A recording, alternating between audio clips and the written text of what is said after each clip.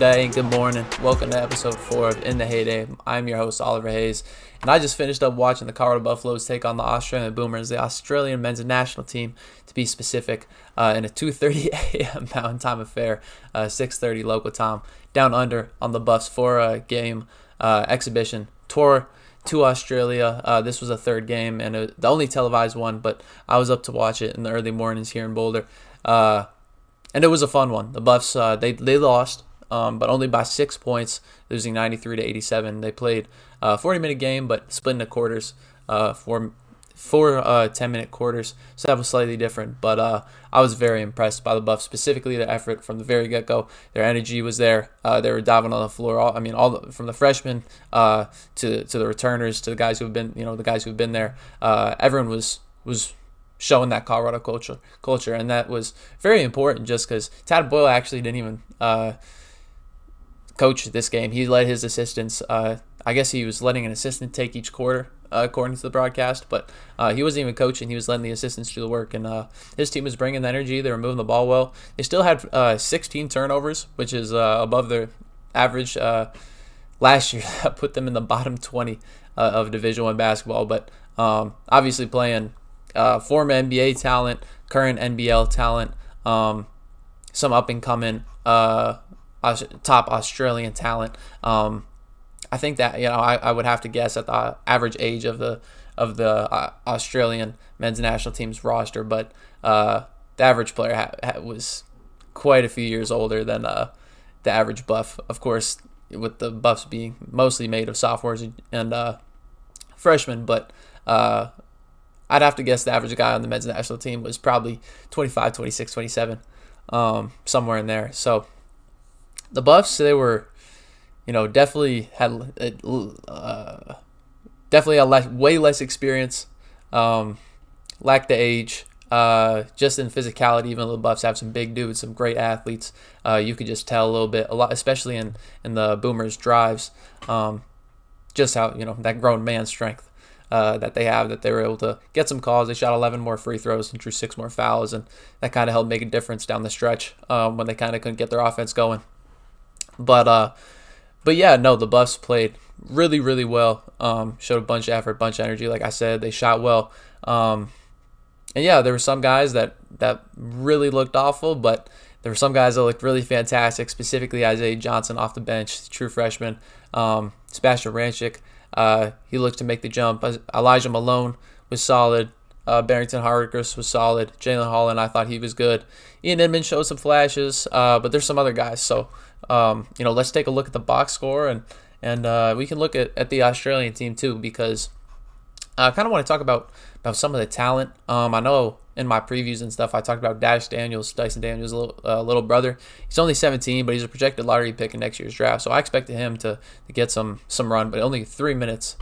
Scored a basket in those 3 minutes, but yeah, -8 in the plus minus, worst on the team. So he didn't play really much at all. But the former NBA guys, Jack McVay, he had 20 points on 5 threes. And had 7 assists as well. He played really well.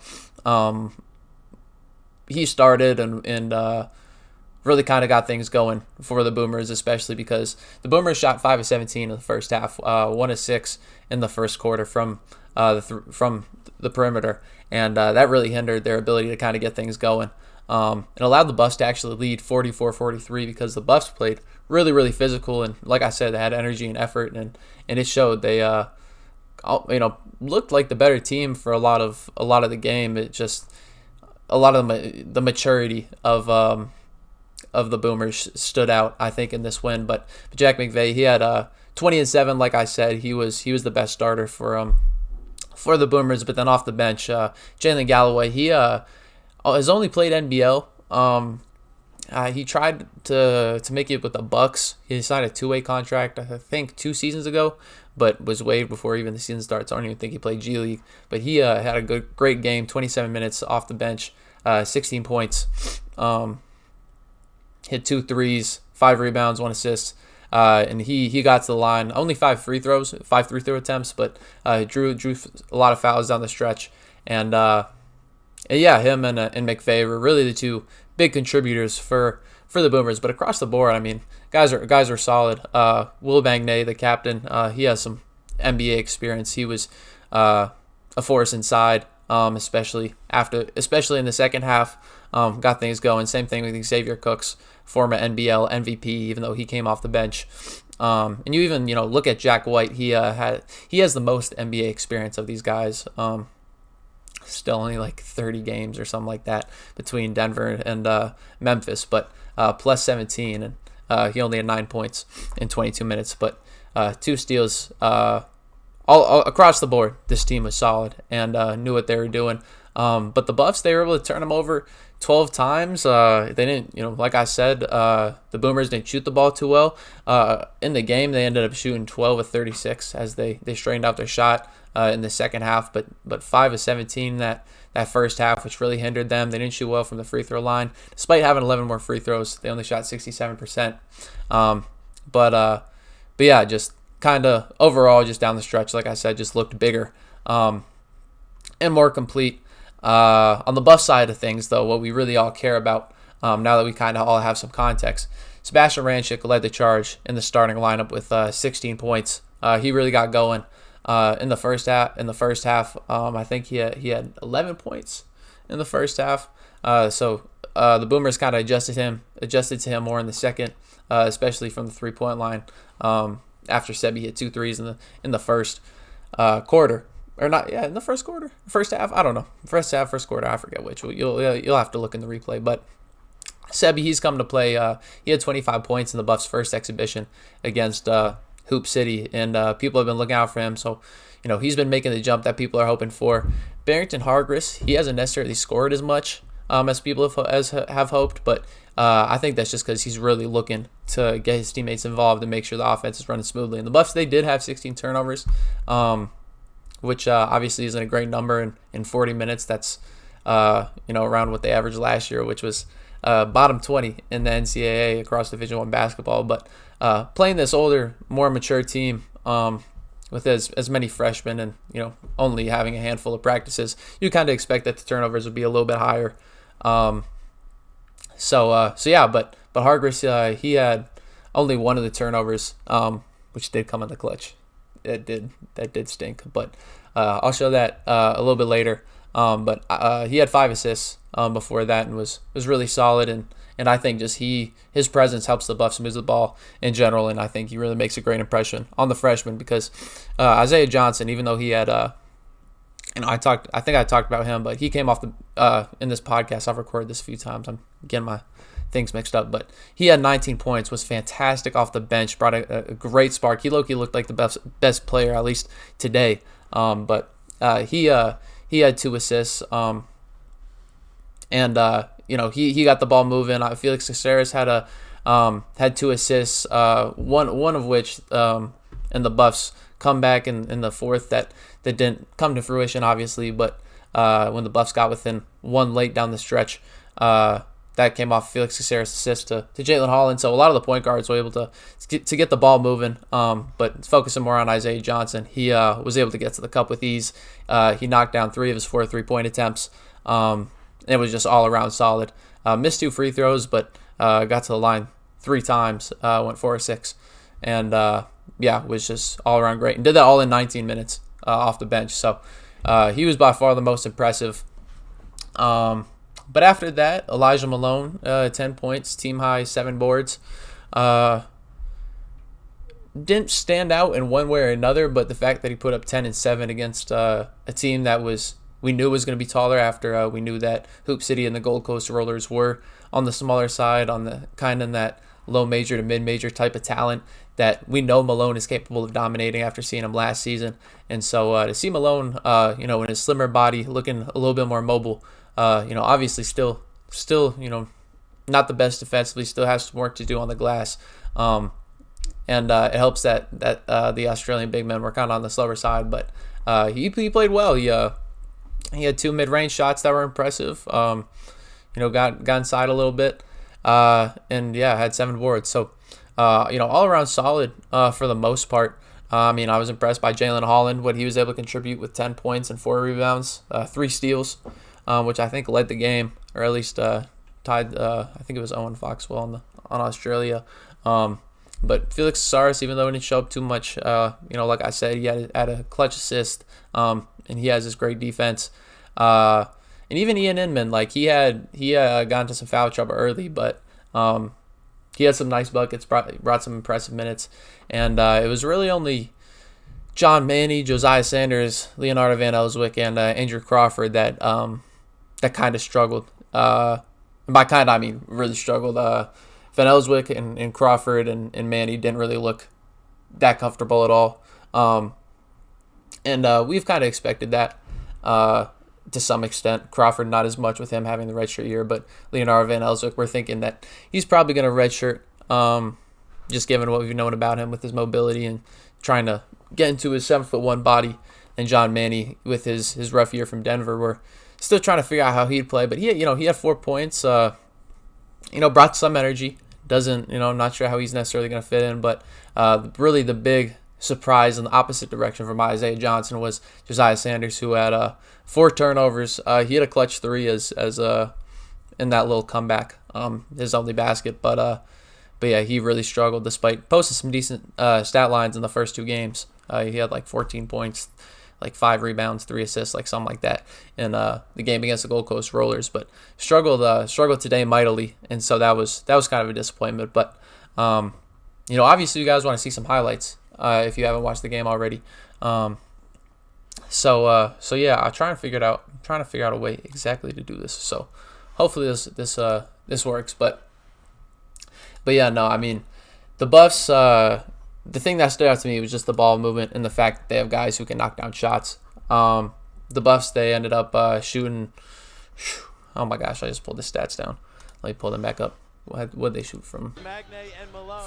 Getting set for the tip. It's boom. Oh yeah, now I can't find it.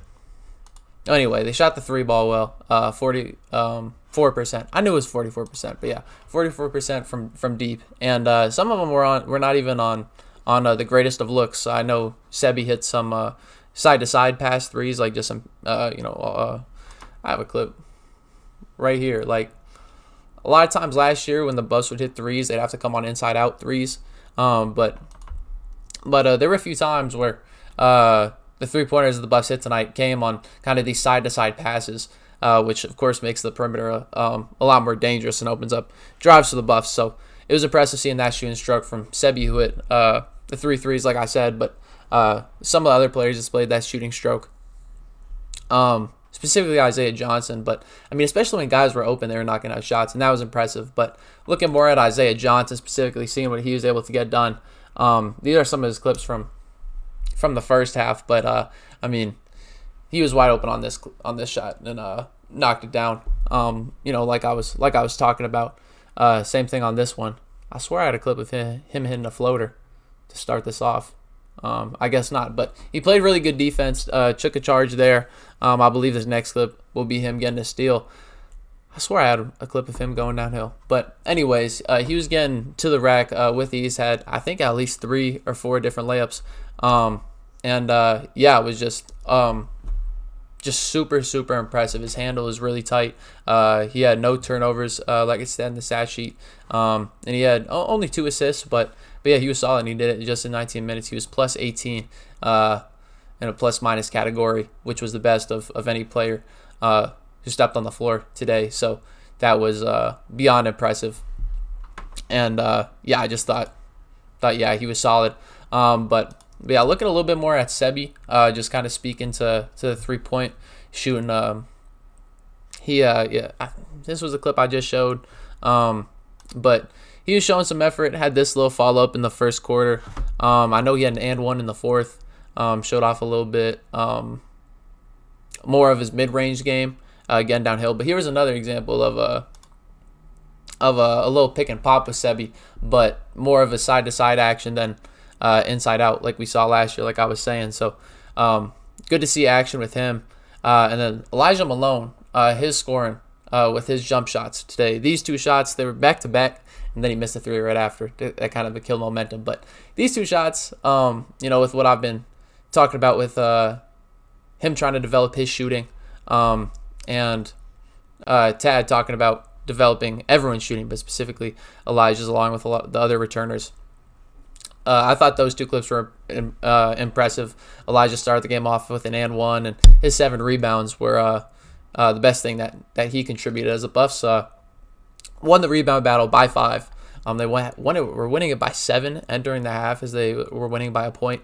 But then it got out rebounded by 2 in the second half, as Will Magnay and some of the other Boomers played a little bit better, kind of walled up and played physical. This game got chippy down the stretch, but yeah, I thought Elijah was impressive. But I mean, the energy, as you can see, Jalen Holland, he got a steal. He had his 10 points. He knocked down a 3.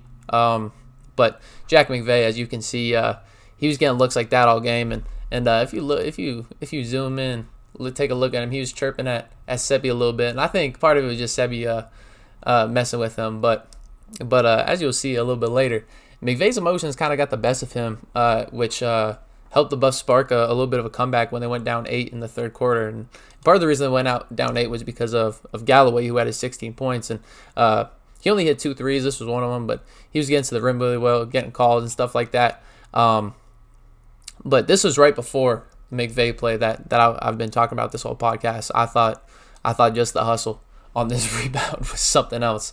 Not only the hustle on the original attempt, but Casares diving on the ball when I think that's Magnay for Australia took a tough fall. And then as you can see, Holland, he also played football, and it looks like it too with this this play. He doesn't care at all. He's kind of out of the play at first, but runs back in, starts fighting, and gets a jump ball. The Bucks didn't even keep possession, but that play just stood out to me so heavily because it was just so prominent with the energy, the effort, and just how much that's been talked about from the coaching staff, the players, what I've seen in practice, things like that. I just thought that was a great example for everyone that wants to see what this energy that this freshman class is bringing, what the approach to the game really looks like from them.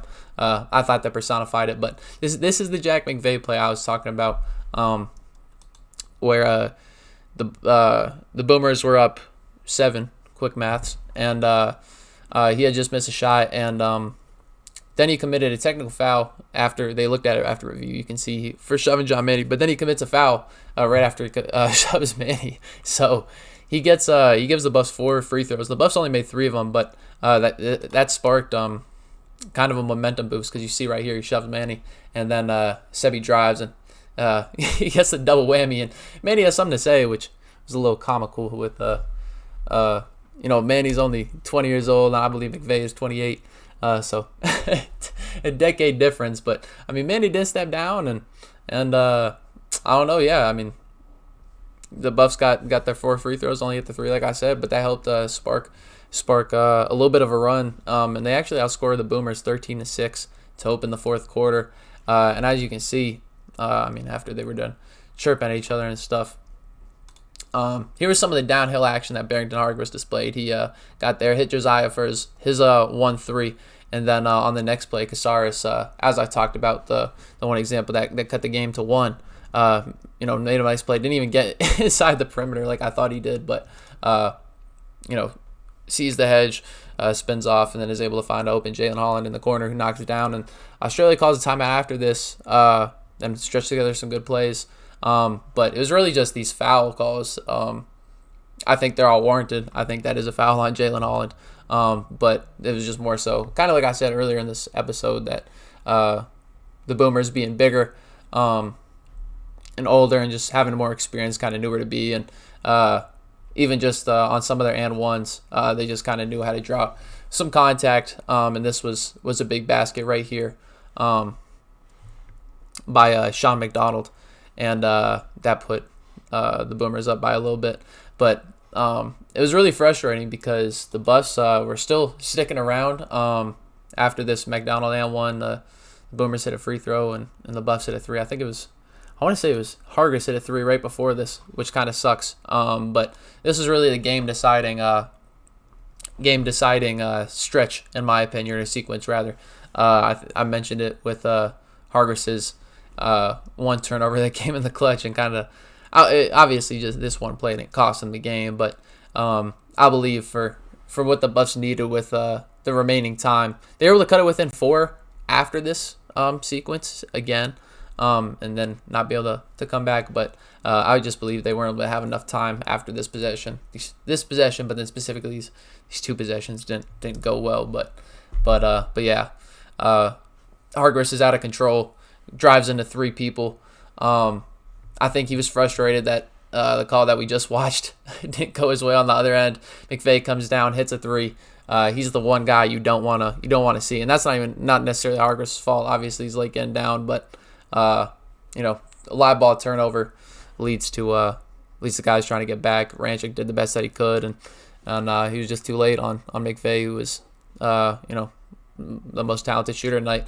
And then Elijah just, I don't know if it was just his emotions or what, but just gets carried away, throws a pretty hard elbow into Foxwell, who got right up and finished out the game. But after that sequence, just that kind of doomed the Buffs. And like I said, they were able to make a little bit of a comeback, still try and get within 4 points, and like this little steal right here, was part of this game right after the plays that I just showed, with Isaiah pressure and Foxwell in the backcourt getting a steal, with Foxwell thinking it was going to go out of bounds, and Johnson got a layup. So yeah, the Buffs, they never stopped showing their fight.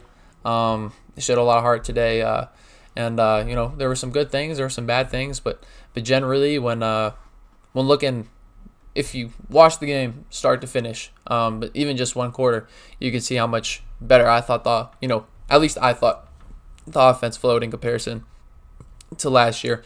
I just thought that the Buffs were able to get inside more and create more pressure on the rim to create kicks, and then the ball was moving better around the perimeter. And then just the shot making. I've been saying all throughout practice to whoever's alongside with me, whether it's Pat Rooney or Tyler King or Adam or Leo from Cubuffs, whoever I'm talking to, I'm just like, wow, these guys are making some shots that weren't being made last year, and there's definitely making a difference, and alongside with the consistent energy and approach to the game, there's really no lapses of focus.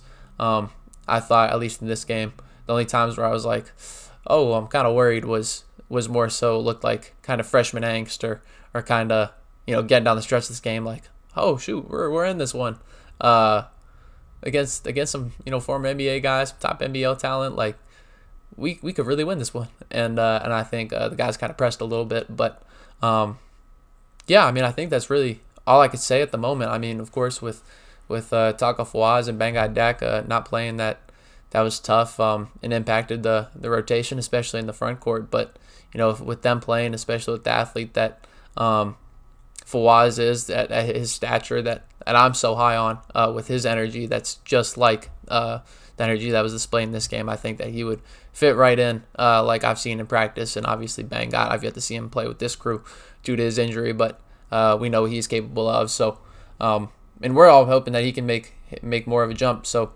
I think there was only really good things to take away from this game. I think the more negative performances that we saw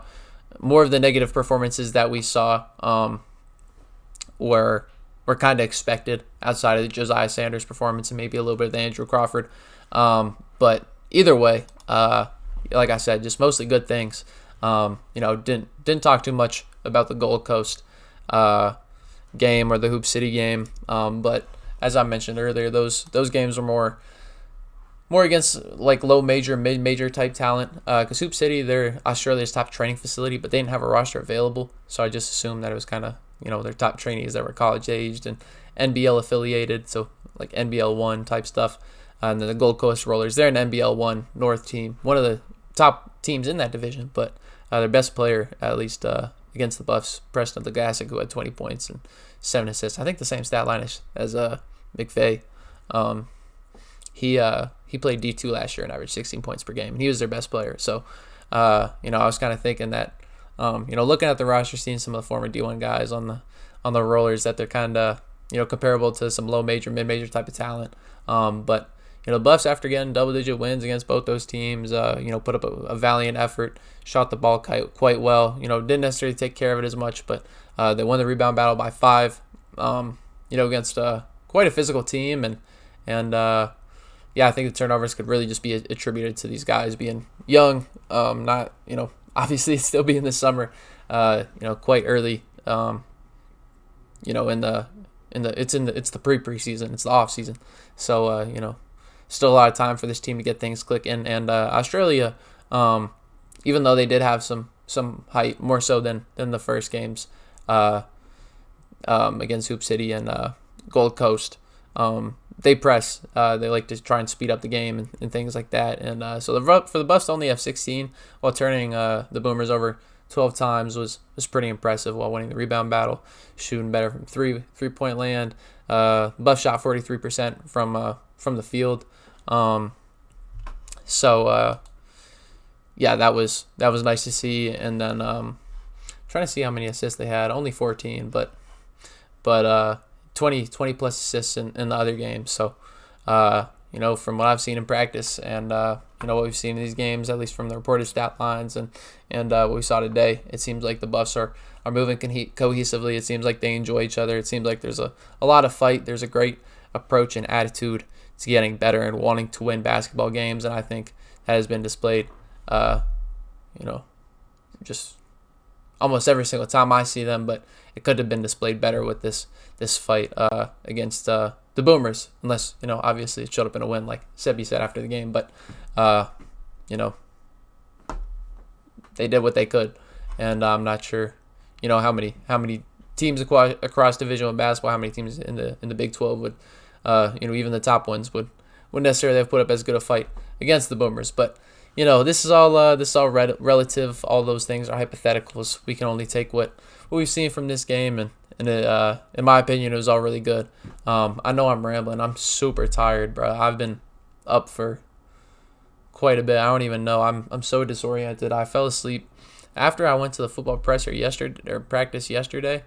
I came home, accidentally fell asleep, woke up, and I saw it was light out, so I got nervous. I thought I missed the game. And my girlfriend, the first thing she says to me is, "Good morning," because I just woke up. So I start freaking out because I thought I missed the game. And so I immediately ruined my sleepy vibe. And I couldn't fall asleep. So it's 9:36 a.m. I was figuring out how to pull all the clips for this because my recording stuff wasn't working, but figured it out. I hope I'm not talking too much, but I definitely am now. But yeah, the Buffs are set to play the Sydney Kings August 3rd for us, August 4th in Australia, I believe. And they'll be set to return on the 5th. I'm not sure exactly what things will look like, assuming I'm probably not going to talk to them until the preseason. But last year that began at the very end of September. So, should be less than 2 months before we're back at it again, at least with the basketball team. But I'm going to still be doing my thing, of course. I love this basketball stuff, and we'll try to be producing more episodes, looking at more of the Big 12, talking about, how other teams are doing around the conference, things like that. I do want to talk a little bit more about Van Elswyk, John Manny, just because I ain't seen those guys play as much. I only seen them practice. Van Elswyk once and Manny twice. And I don't think I recorded a podcast episode after seeing either of them practice. So I kind of want to talk about them a little bit more, given that we only saw a little bit from both of them and that they kind of struggled today. But I want to, talk about what my visions for them, maybe Andrew Crawford and some of the guys who are on the struggling end today. But yeah, all around good stuff. I'm super tired. I don't know how they say peace in Australia, but yeah, whatever it is to say peace in Australia. Peace. Oh wait, no, I didn't even say my name. I'm Oliver Hayes. Bye. Thank you for watching. Peace.